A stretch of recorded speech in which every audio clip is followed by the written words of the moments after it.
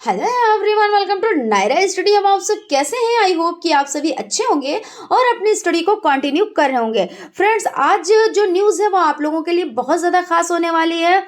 इसमें हम लोग देखेंगे, दो चीज़ों को कवर करेंगे। सबसे पहले यूपी में शिक्षा सेवा चयन आयोग का गठन इसी माह, इसको देखेंगे और उसके बाद आपका जो यूपी टेड और सुपर टेड है इससे रिलेटेड कुछ इन्फॉर्मेशन आप लोगों को देंगे। सो वीडियो में लास्ट तक बने रहिएगा, वीडियो को बिल्कुल भी स्किप ना कीजिएगा, ठीक है ना। तो चलते हैं, सबसे पहले देख लेते हैं यूपी में शिक्षा सेवा चयन आयोग का गठन इसी माह। लखनऊ, प्रमुख संवाददाता। उत्तर प्रदेश शिक्षा सेवा चयन आयोग का विधिवत गठन इस माह हो जाने की पूरी संभावना है।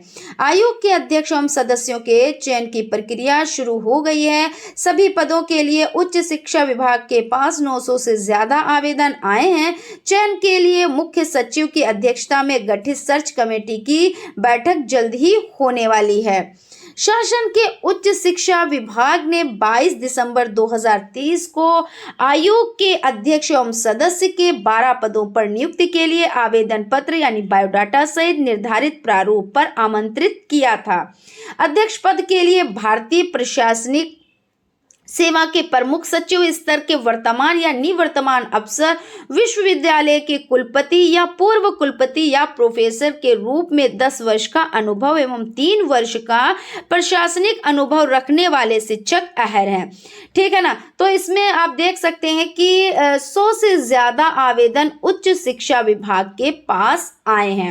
अब हम लोग बात कर लेते हैं कि यूपी टेट और सुपर टेट से रिलेटेड इंफॉर्मेशन आप लोगों को देते हैं। जैसा कि आप लोगों को पता है कि कल धरना प्रदर्शन था कि जिसमें जो शामिल हुए थे लोग, और वो उन लोगों ने क्या किया था, धरना प्रदर्शन किया। उन लोगों ने शिक्षा मंत्री श्री संदीप सिंह, उनके आवास का घेराव किया था, ठीक है ना।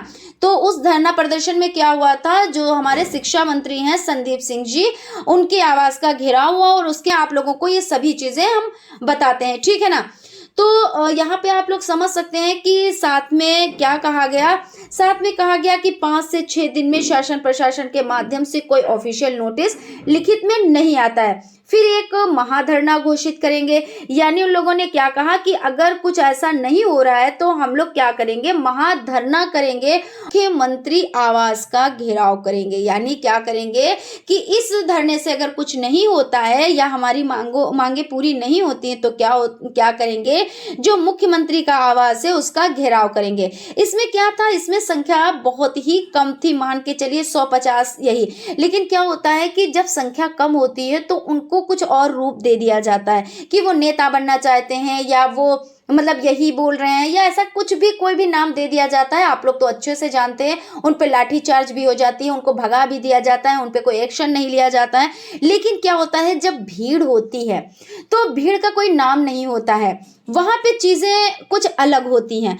तो हम आपसे यही कहेंगे कि जैसे कि जब भी धरना हो तो आप लोग शामिल हो, या क्योंकि सभी को चाहिए, है ना। क्योंकि क्या है कि वैकेंसीज आ रही हैं, मान लीजिए बिहार की वैकेंसी आई, ठीक है ना, तो आपने वहां फॉर्म फिल किया, उसके बाद क्या किया, क्या आपको बाहर जाके जॉब करना अच्छा लगता है? नहीं अच्छा लगता है। क्यों? क्योंकि हर एक इंसान चाहता है, हर एक शख्स चाहता है कि वो अपने होम टाउन में रहकर और जॉब करे, ठीक है। तो आपने वहां फॉर्म डाला है तो क्या अभी यहाँ पे आ जाती हैं सुपर टेट की वैकेंसी, क्या आप उसमें फॉर्म नहीं डालेंगे? बिल्कुल डालेंगे।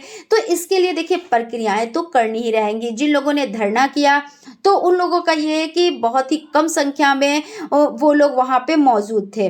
लेकिन अब जैसे कि जब भी धरना हो तो सभी लोग शामिल हों, तो उसमें करना क्या है, बहुत ही मतलब शांति ढंग से, सिर्फ यही तो अपनी ही तो मांग रखनी है कि हमें क्या वैकेंसीज निकाले जिससे हमको जॉब मिल सके। लेकिन जब भी ऐसा कुछ होता है तो सीधा एक जवाब है कि हमें टीचर्स की ज़रूरत नहीं है, क्योंकि अनुपात बराबर है, जितने बच्चे हैं उस हिसाब से टीचर्स हैं। लेकिन जब बच्चों का नामांकन बढ़ रहा है, तो जब बच्चे बढ़ेंगे तो शिक्षक भी तो होने चाहिए, है ना। लेकिन यही कह दिया जाता है कि अनुपात सही है, अनुपात बराबर है ना। तो ये सब चीजें हो जाती हैं। खैर, यहाँ पे जब भी धरना हो तो सभी लोग इसमें शामिल हो, क्योंकि शामिल होने से क्या होता है, वही चीज कि जब भी भीड़ होती है तो भीड़ का कोई नाम नहीं होता है, 2 से 4 लोग, 10 लोग, 20 लोग जाते हैं, 50 लोग, तो उनको अलग नाम दे दिया जाता है ना। और पहले देखिए कहा क्या गया था कि अब ये कह रहे हैं कि नामांकन तो बढ़ गया है लेकिन शिक्षक भी उस अनुपात में है, लेकिन ऐसा नहीं है, नामांकन बढ़ा है लेकिन शिक्षक उस अनुपात में नहीं है। अगर अनुपात में होते तो 10-10 हजार पे जो कर रहे हैं, वर्क कर रहे हैं, तो ऐसा नहीं है, ठीक है ना। तो आप लोग खुद समझदार हैं, समझ सकते हैं। बाकी कहा क्या गया था कि यानी सुप्रीम कोर्ट से आया था तो उसमें ये कहा गया था कि 51,000 पद, लेकिन अब क्या कहा गया है कि 17,000 वैकेंसीज आएंगी।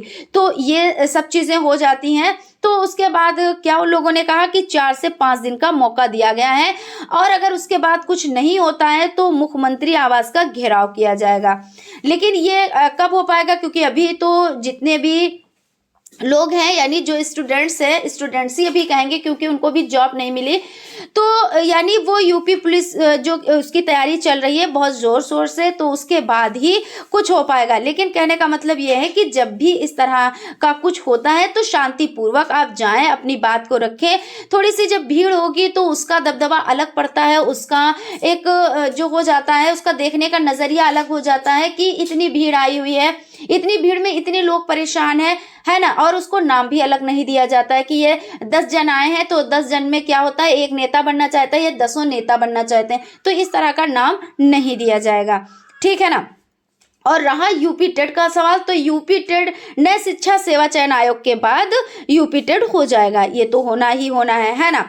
और सुपर टेट तभी होगा जब मुख्यमंत्री जी के द्वारा कुछ कहा जाएगा, यानी कहने का मतलब यहाँ पे ये हो जाता है कुछ भी किया जाए, लेकिन जब मुख्यमंत्री जी चाहेंगे या वही जो कुछ कहेंगे वही हो पाएगा। भाई रियलिटी तो यही है, चीज हो जाती है। और हम आप लोगों से कहना चाहेंगे कि हमारे चैनल पर आप लोगों का डीएलएड फर्स्ट सेमेस्टर और थर्ड सेमेस्टर के क्लासेस कंटिन्यू चल रहे हैं। आप लोग चैनल से जुड़ जाएं और अच्छे से तैयारी करें, जिससे आप लोगों को आगे दिक्कत ना हो। और यहाँ पे जो तैयारी आपकी कराई जा रही है, तो ऐसा नहीं सिर्फ आपका डीएलएड फर्स्ट सेमेस्टर है बस इसी में आपने निकाल लिया, आपने कर लिया, क्योंकि आप लोग देख तो रहे हैं कि फर्स्ट सेमेस्टर वाले की कितना सब करना होता है। पहले आपको 2 साल का ये सेमेस्टर 4 सेमेस्टर होते हैं, इनको कंप्लीट करना होता है, और उसके बाद आप लोगों को क्या करना होता है, और भी एग्जाम्स को क्लियर करना होता है। और उसके बाद देखिए यहाँ पे क्या आ गया है, धरना, है ना। तो ये भी सब चीजें करनी होती हैं। तो यानी कहने का मतलब है कि आप लोग तैयारी भी करें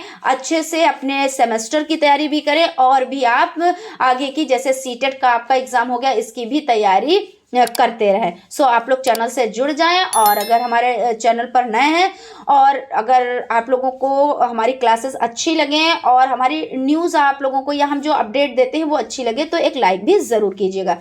थैंक यू।